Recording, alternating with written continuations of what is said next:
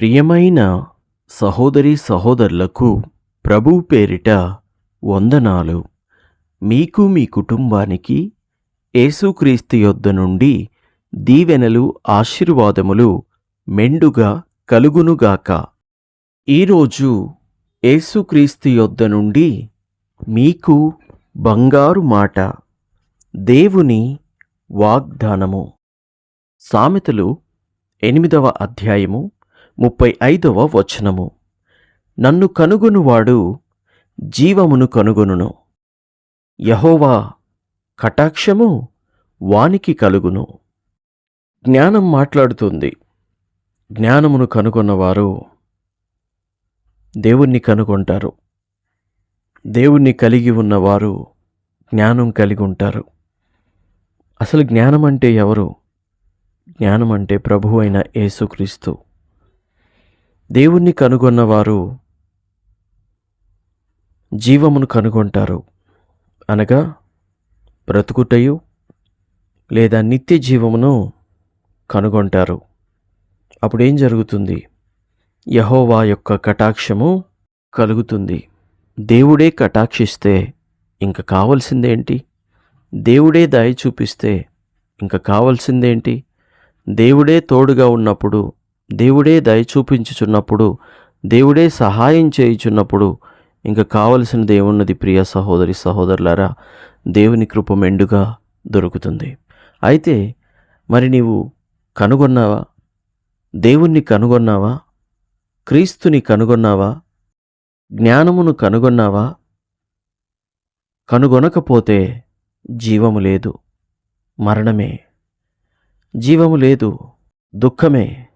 జీవము లేదు, ఏడ్పుయు పండ్లు కొరుకుటయే.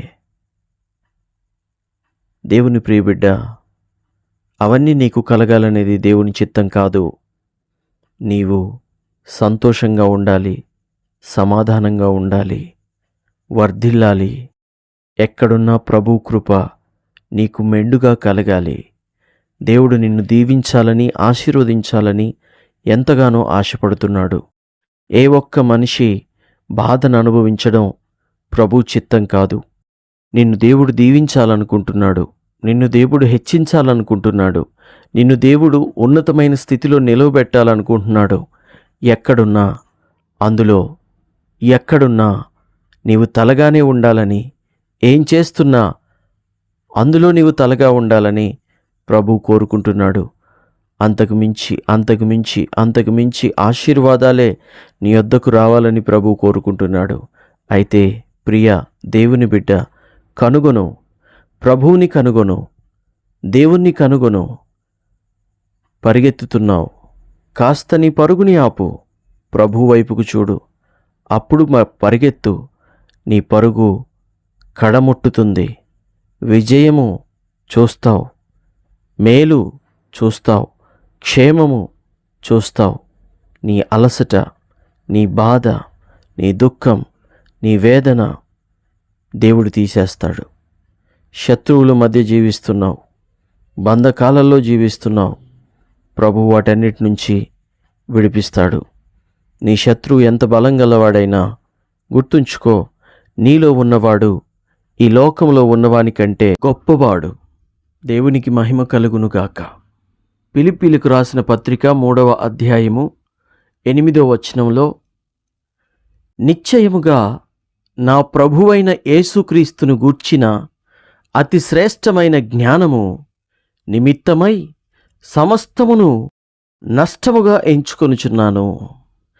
దేవుని జ్ఞానాన్ని పొందుకోవడానికి, దేవుని గురించి తెలుసుకోవడానికి, దేవుని జ్ఞానము నిమిత్తము సమస్తాన్ని కూడా నష్టముగా ఎంచుకుంటున్నానని ఈ యొక్క భక్తుడు సెలవిస్తున్నాడు.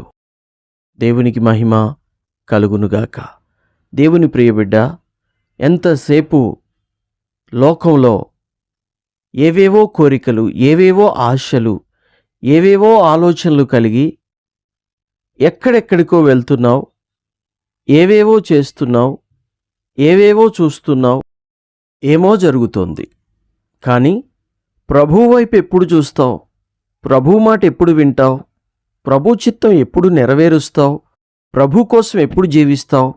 ప్రభు జ్ఞానం పొందుకోవడానికి అతడు సమస్తాన్ని నష్టంగా ఎంచుకుంటున్నాడు.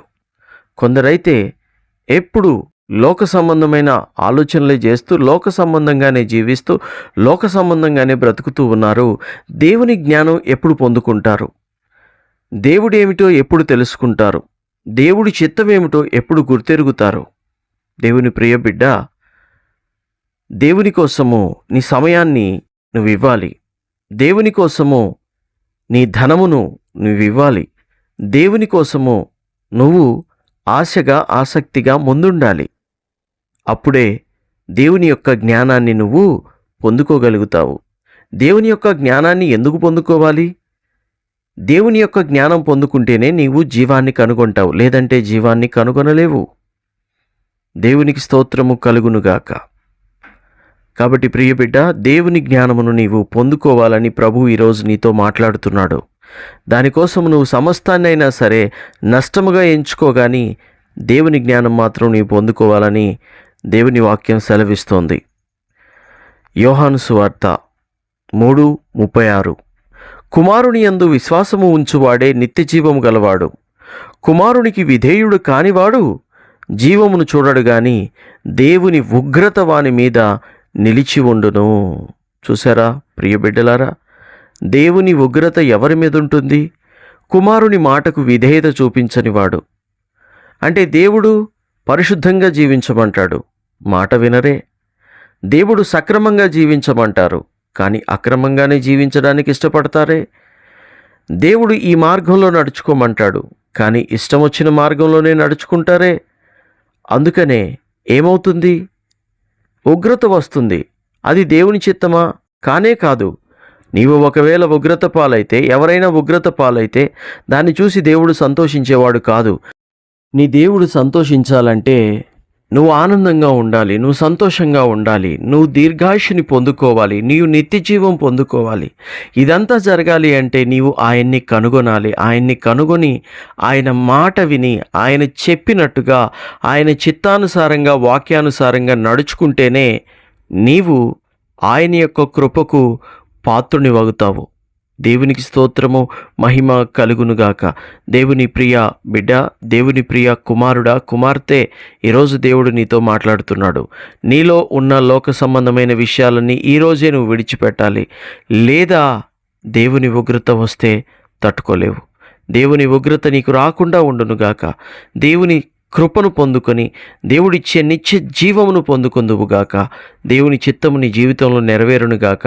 దేవుడు నీవు ఏకమై దేవుని కొరకు జీవించుదురుగాక. ప్రార్థన. తండ్రి, నీకు వందనాలు. దేవా, తెలిసి తెలియక అజ్ఞానంలో అంధకారంలో మేము జీవిస్తుంటే మమ్మల్ని క్షమించు, మన్నించు. అయ్యా, జీవాన్ని అయ్యా, నిత్య జీవాన్ని అయ్యా, మాకు సమృద్ధిని అయ్యా, మాకు మేలు కలుగు చెయ్యయ్యా. అవి చేయడానికే నువ్వు ఈ లోకానికి వచ్చావయ్యా. కానీ తండ్రి, నీ మాటకి లోబడక, విశ్వసించక, నమ్మకము లేక తండ్రి, మరి ఆశీర్వాదాలు దూరం చేసుకుంటూ, దీవెనలు దూరం చేసుకుంటూ, శాపాన్ని కొని తెచ్చుకొని కరువును, కష్టమును, శ్రమల పాలు అవుతూ నాయన జీవించే జీవితంలోనికి వెళ్ళిపోతూ ఉన్నారు చాలామంది. తప్పిదములను క్షమించి, మన్నించి, నీ కృపకు పాత్రులనుగా ఎంచి నిత్య జీవమును మాకు దయచేసి నీవేంటో నీవు మాకు కనబరుచుకొని నీ కృపలో, నీ దయలో, నీ మార్గంలో మమ్మలను నడిపించి బలపరచుమని యేసుక్రీస్తు శ్రేష్టమైన దివ్యమైన నామంలో ప్రార్థన చేయుచు ఉన్నాము తండ్రి. Amen, amen, amen.